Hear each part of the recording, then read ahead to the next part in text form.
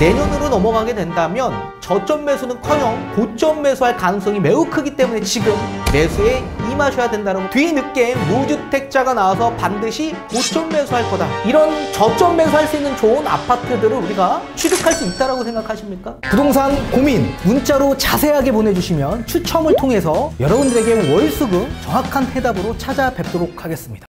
뒷번호 5997님께서 보내주신 부동산 고민입니다. 안녕하세요. 작년 겨울에 우연히 영상을 접하고 혼자서만 집값 상승한다고 집 사라고 하시길래 그냥 사기꾼인 줄 알고 걸렀는데 시간 지나고 보니 이렇게 해안이 넓은 분인지 몰라 뵀습니다. 죄송합니다. 그래서 요즘 예전 영상 다 찾아보고 있습니다. 제가 무주택자인데 지금 집 사려면 어느 지역 어느 아파트로 봐야 되나요? 라고 보내주셨습니다. 전문가님 답변 부탁드리겠습니다. 네, 일단 답변부터 드리도록 하겠습니다. 지금 사실 무주택자분들은 서울 핵심 지역 일대로 접근하는 거는 많이 늦었습니다. 자, 그렇다고 해서 우리가 포기해야만 하냐? 그렇지만은 않죠. 반드시 지금도 저점 매수할 수 있는 그런 좋은 지역이 있기 때문에 그런 지역에 미리 선점해서 기다린다면 분명한 차익 실현도 가능하실 수 있게 되실 겁니다. 자, 거주의 목적도 분명히 있을 수 있겠지만 언젠가 우리가 매도를 계획할 때 저점 매수를 했다면 차익 실현을 크게 낼 수 있기 때문에 지금은 차익 실현을 할 수 있는 저점 매수에 포커스를 맞추고 접근을 하셔야만 합니다. 따라서 지금은 서울 지역, 외곽 지역 일대에 준신축 또는 구축 아파트로 우리가 접근을 해야 되고, 또는 좀 더 신축으로 우리가 접근을 해보고자 한다면 경기도 지역 일대, 외곽 또는 신도시 지역 일대의 신축 아파트 소형 평수로 접근을 하셨으면 좋겠습니다. 자, 지금이 마지막 기회라고 저는 말씀을 좀 해드리고 싶은데, 만약에 이제 하반기 또는 내년으로 넘어가게 된다면 오히려 우리는 저점 매수는커녕 고점 매수할 가능성이 매우 크기 때문에 지금 매수에 임하셔야 된다고 말씀을 해드리고 싶습니다. 왜 제가 이렇게 말씀을 해드리고 있는지 뒤에 판서를 통해 알려드리도록 하겠습니다. 자, 우선적으로 저는 서울 핵심 지역 일대로 만약에 접근을 한다면 구축 아파트, 그리고 서울 외곽 지역 일대로 접근을 한다면 준신축 아파트로 좀 보시는 게 좋을 것 같고, 또는 경기 인천 지역 일대의 외곽지나 신도시 지역 일대의 신축급 아파트 소형 평형대로 좀 보시는 걸 추천을 좀 드리고 싶습니다. 자, 우선 제가 왜 지금 매수를 임해야 하는지에 대한 얘기를 좀 해드리고 싶고, 내년으로 넘어가게 되면 우리는 고점 매수할 수밖에 없다라고 말씀을 강조하고 싶은 겁니다. 자, 그 이유를 좀 설명을 도와드린다면, 우선 지금 서울 아파트 기준에서 본다면 매매 시세뿐만 아니라 지금 전세 가격이 함께 상승 중에 있습니다. 자, 제가 예전 강의 영상에서도 누누이 설명을 해드렸습니다. 자, 부동산 시장의 가격 전개에 있어서 우선적으로 매매 시장이 먼저 움직일 거고, 그 후행으로 전세 시장도 함께 움직일 거다. 그리고 뒤늦게 무주택자가 나와서 반드시 고점 매수할 거다. 그렇게 제가 강조한 바 있었습니다. 자, 우선 집값이 왜 반등이 되었는지를 먼저 살펴봐야만 합니다. 자, 왜 반등이 되었을까요? 우선적으로 집값이 반등한 계기는 1주택자들의 갈아타기 수요가 급증했기 때문에 그렇다. 자, 2023년 1월 30일 특례 보금자리론 대출이 나오면서 급격하게 집값이 반등하기 시작했습니다. 자, 2022년 10월부터 2023년 2월 달까지 가계대출 증감률이 엄청나게 감소했습니다. 그런데 3월부터 폭증을 했습니다. 지금까지도 가계대출 증가율 굉장히 급격하게 증가되고 있는 상황인데, 그 이유가 이 정부정책 모기지 상품에 있어서 수요가 급증했기 때문에 그렇다. 자, 따라서 이 특례 보금자리론 대출은 9억 원 이하 주택 가격에 한정해서 대출을 해주는 상품이기 때문에 대다수 하급 지역에 있는 매물을 보유하고 있는 분들이 매도가 되었고, 이 매도를 하고 어디로 이동을 했냐면 상급지로 이동을 했다. 자, 따라서 하급지가 정상적으로 매도가 되면서 상급지로 이동을 했기 때문에 상급지에서부터 계속 가격 반등이 일어나기 시작했고 주택담보대출에 대한 부분도 15억이 초과되는 아파트에서도 대출이 나오기 때문에 이렇게 상급지 매수가 급증하기 시작한 겁니다. 자, 그러면 무주택자 입장에서 바라봤을 때 무주택은 작년까지만 해도 월세로 들어가는 수요가 굉장히 급증했는데 올해부터는 전세로 유입되는 수요가 굉장히 많더라. 자, 우선 지금 전세대출 금리를 봤을 때 전세대출 금리가 약 3% 중반으로 금리가 떨어져 있는 상태입니다. 지금 금리가 5회 연속 3.5%로 동결이 나오면서 시장금리도 내려갔고 또 은행권들의 가상금리도 낮아진 상황입니다. 거기에 따른 전세대출 금리도 낮게 유지되고 있는 상황이죠. 지금 전월세 전환율을 보게 되면 5.5%에서 6%로 시장에서 지금 적용되고 있는 상황이기 때문에 무주택 수요층 입장에서 바라봤을 땐 월세보다 당연히 전세로 대출받아서 이동하는 게 훨씬 더 유리한 거 아닙니까? 그리고 전세 가격도 지금 많이 하락되어 있는 상황이기 때문에 전세 수요가 급증하게 되어 있다. 그리고 무주택의 큰 특징이 제가 뭐라 그랬습니까? 무주택은 목적이 단 하나입니다. 본인은 바닥 매수해야 되고 그 바닥 매수에 있어서 무조건 신축 아파트를 가고자 여태까지 무주택으로 버티신 분들이기 때문에 집값이 이렇게 반등한 상황에서 이분들이 접근을 하기가 어려운 겁니다. 그렇기 때문에 이분들은 전세로 유입되면서 뭘 기다리냐면 청약을 기다리고 있다. 청약. 자, 당첨이 될까요? 자, 지금 청약 경쟁률을 보게 되면 엄청나게 높아지고 있는 상황입니다. 절대 당첨이 될 가능성이 매우 희박해졌다.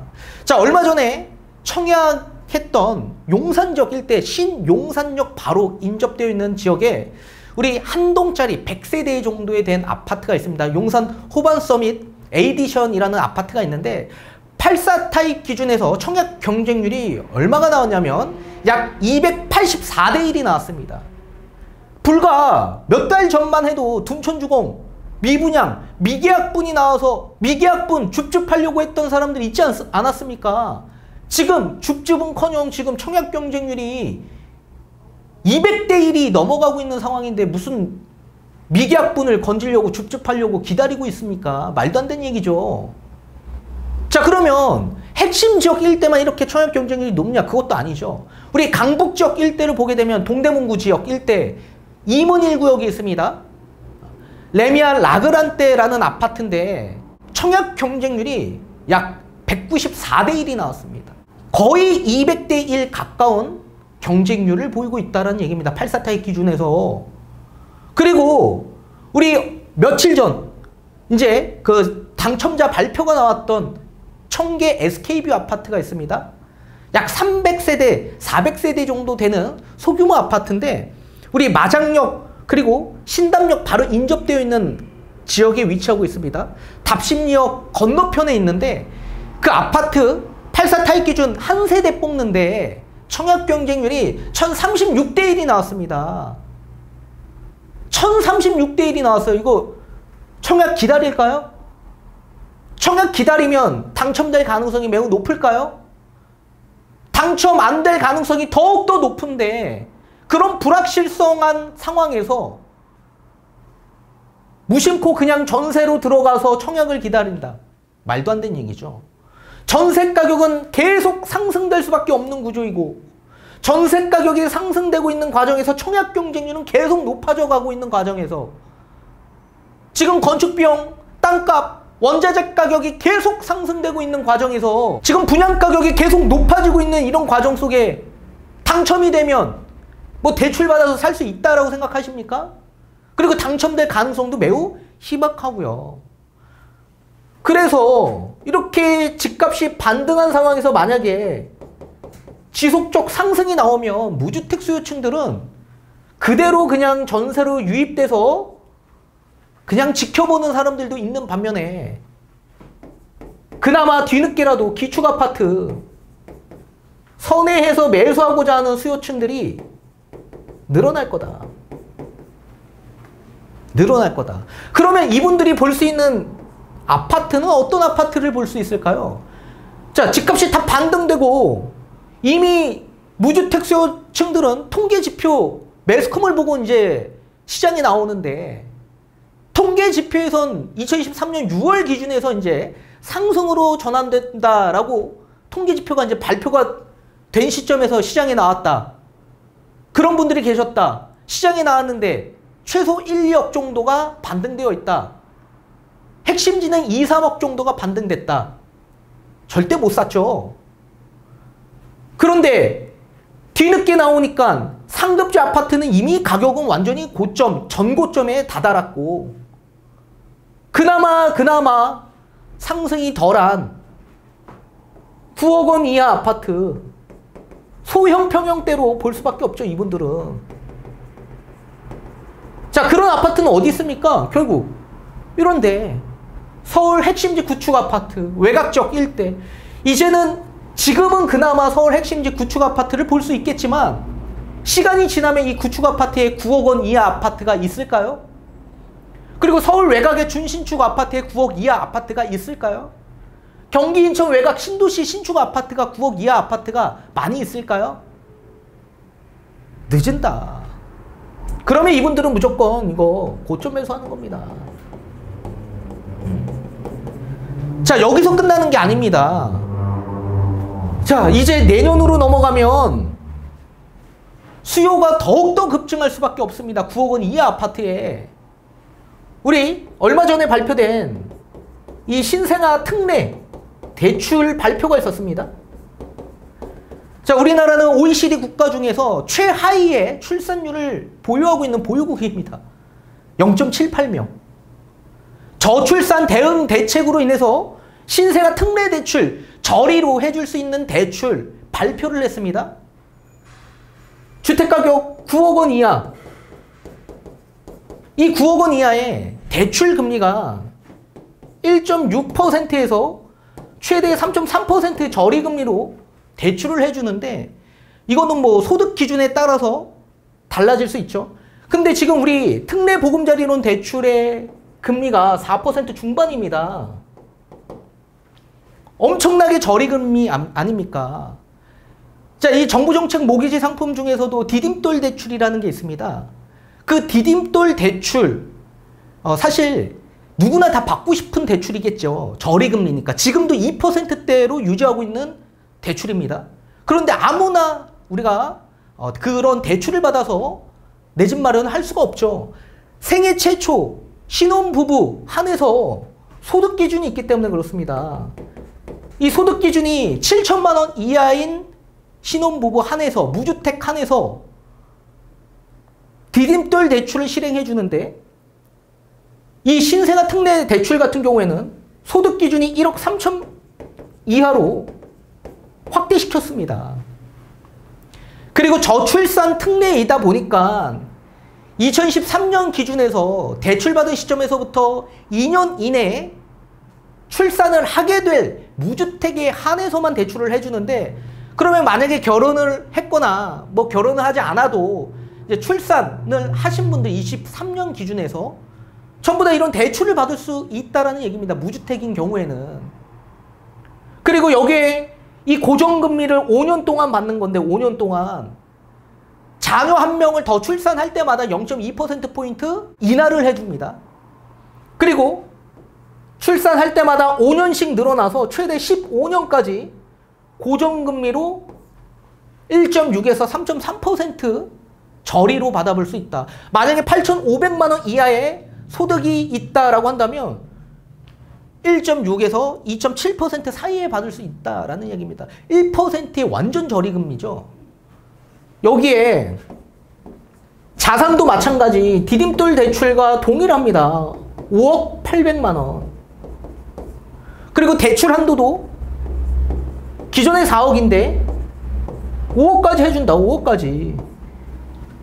특례 보금자리론 대출도 5억까지 한도가 있지 않습니까? 똑같이 5억까지 나온다. 5억까지 나오고 자산 5억 800 기준, 소득 기준 1억 3천 이하. 그리고 만약에 2023년 기준에서 출산을 하신 분들 한해에서 이렇게 저리금리로 받을 수 있지 않습니까?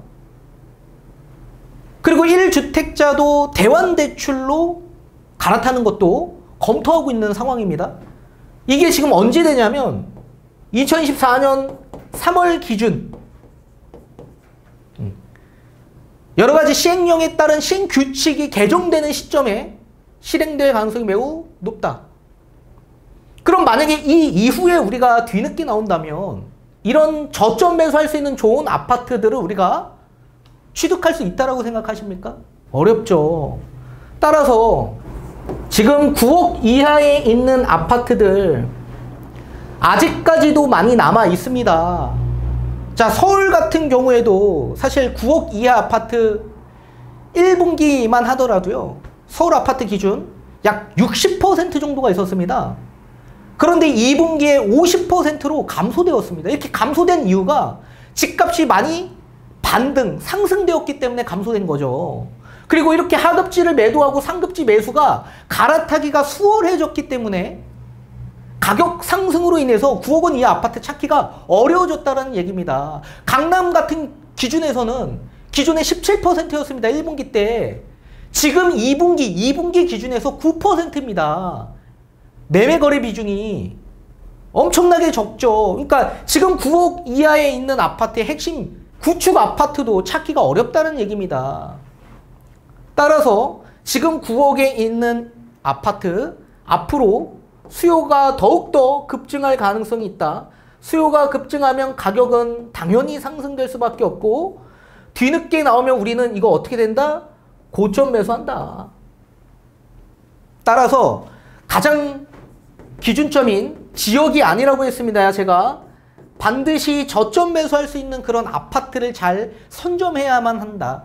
그리고 나중에 매도할 때 그래야지 차익 실현이 날 수 있기 때문에 우리가 지금의 부동산 하락 구간에 있는 저점 매수의 좋은 기회를 이렇게 차익 실현으로 우리가 발판 삼을 수 있다는 얘기입니다. 따라서 반드시 지금 서울 아파트 매매 전세 상승하는 데 있어서 여러분들 주저하지 마시고 이런 핵심적 일대를 잘 찾아보셔야 됩니다. 그리고 우리 구독자님도 정확한 제가 현황을 모르고 있기 때문에 다시 한번 상담 받으셔서 정확한 계획 전략 세우시고 또 추천도 받으시길 바라겠습니다.